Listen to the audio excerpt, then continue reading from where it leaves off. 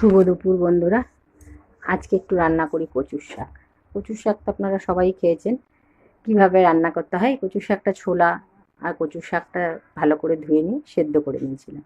এবার কড়াইতে তেজপাতা, শুকনো লঙ্কা, একটু জিরে, একটু কালো জিরে আর একটু সর্ষে, তিনটে জিনিস দিয়েই একটু ফোড়ন দিয়ে নেবো আর লঙ্কা দিয়ে এটাকে ভালো করে, যতক্ষণ গন্ধ না ওঠে ততক্ষণ ভালো করে একটু নাড়িয়ে, ঝাঁঝটা উঠলে কচুর শাকটা দিয়ে দেবো।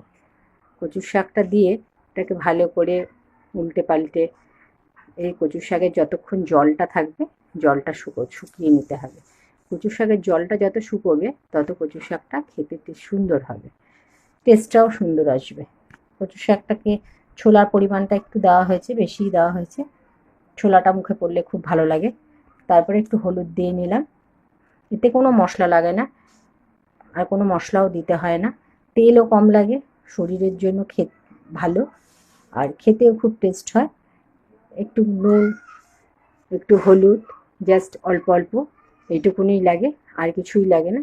আর একটু নামানোর আগে একটু মিষ্টি দিয়ে নেবেন, মিষ্টি দিয়ে নামিয়ে খেয়ে দেখবেন, জিনিসটা খুব সুন্দর হয় খেতে।